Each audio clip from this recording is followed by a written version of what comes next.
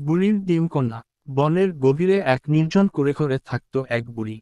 বয়সের ভারে তার শরীর নুয়ে পড়েছিল, কিন্তু মনটা ছিল একদম শিশুর মতো। তার কেউ ছিল না, তাই সারাদিন বনের পাখিদের সঙ্গে কথা বলতো, নদীর জলে নিজের ছায়া দেখে হাসত। তবে তার একটা দুঃখ ছিল, তার কোনো সন্তান নেই।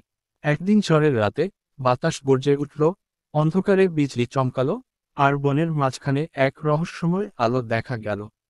সকালে বুড়ি বনের ধারে হাঁটতে গিয়ে হঠাৎ মাটিতে কিছু একটা জ্বলজ্বল করতে দেখল। সে অবাক হয়ে দেখল, একটা বিশাল সোনালী ডিম। বুড়ির চোখ বিস্ময়ে বড় হয়ে গেল।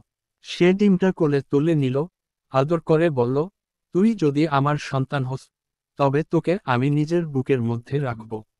সে ডিমটাকে ঘরে নিয়ে গিয়ে তুলার মধ্যে রেখে দিল, যেন সেটা একদিন ফুটে যায়।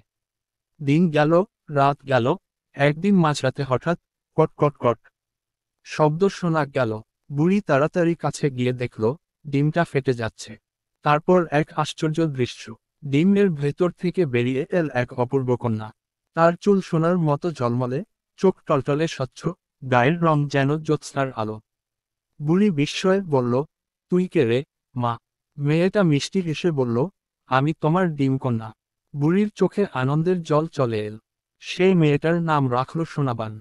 সোনাবান বড় হতে লাগলো, আর তার সৌন্দর্য ও মায়াবী শক্তি দেখে বনজুড়ে গল্প ছড়িয়ে পড়ল। গাছের পাখিরা তার সঙ্গে কথা বলতো, হরিণেরা তার ডাকে ছুটে আসতো, এমনকি ঝর্ণার জলও তার পায়ের ছোঁয়া পেলে মিষ্টি সুর তুলত। কিন্তু একদিন এই গল্প পৌঁছে গেল বনের ভয়ঙ্কর রাজা বাঘমানবের কানে। সে বলল, আমার বনের সবচেয়ে সুন্দর কন্যা আমার রানী হবে। সে তার বিশাল সৈন্যদল পাঠালো সোনাবানকে ধরে আনার জন্য।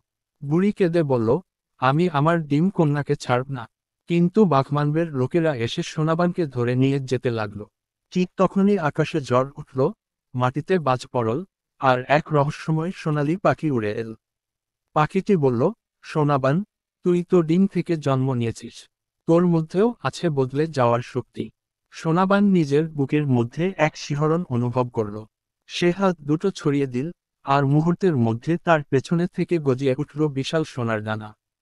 সে এক ঝটকায় আকাশে উঠে গেল। তার চোখ জ্বলে উঠল, আর হাত তুলে সে বলল, আমি কারো দাসী নই। আমি বনের রক্ষক। এক মুহূর্তে বাতাসে শক্তি ছড়িয়ে পড়ল, আর বাঘমানবের সৈন্যরা আতঙ্কে ছুটতে লাগল। বুড়ি আনন্দে কেঁদে উঠল, আমার ডিম কন্যা শুধু সুন্দর নয়, সে বনের রানী। সেই দিন থেকে সোনাবান হয়ে গেল বনের পাহারাদার। কেউ আর দুর্বলকে আঘাত করতে পারত না, অন্যায় করতে পারত না। বুড়ি তার কুঁড়েঘরেই রইল, কিন্তু এবার সে একা ছিল না। তার ডিম কন্যা, বনের রানী, সোনার ডানা মেলে প্রতিদিন আকাশে উড়ে বেড়াত, বনের সুখ শান্তির পাহারা দিত। আর বনের সব প্রাণীরা তাকে ডাকত, আমাদের সোনার পরী, আমাদের ডিম কন্যা।